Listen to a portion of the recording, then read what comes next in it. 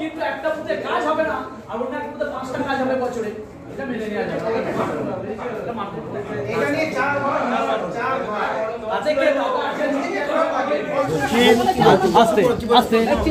ইটখোলা বাংলাপাড়ার সদস্য শশাঙ্ক ভূমিজ, তিনি পঞ্চায়েতে তার এলাকার কাজগুলোকে ধরিয়ে গেছেন।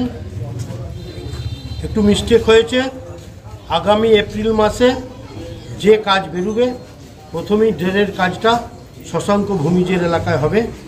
আর যে পানীয় জলের কলগুলো খারাপ আছে, আমাদের মিস্ত্রি আজকে এই এলাকায় চলে গেছে, ওগুলোকে সারিয়ে দেওয়া হবে।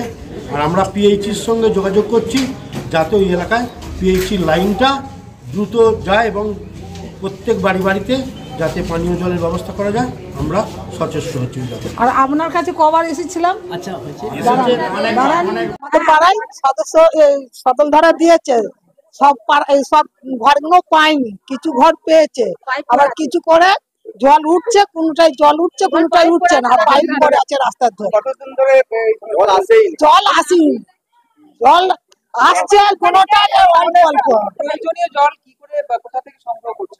এখন পাড়ায় কল আছে দুটো, খুব অসুবিধা হচ্ছে। হ্যাঁ, খুব অসুবিধা, কলে খুব চাপ। বয়স্ক মানুষ কলে পাম্প করতে পারে না, এইসব মানুষ কলে পাম্প করতে পারে না। হ্যাঁ, আর কি বলে আমাদের এই ড্রেন খুব সমস্যা, এই ড্রেন এই বাড়ি, আর সেই ড্রেনের গায়ে একটা কল আছে, সেই কলের জলই খাওয়া হয়। হ্যাঁ, ড্রেনটা কি পাকা না কাঁচা? জল ওই কল থেকে উঠছে।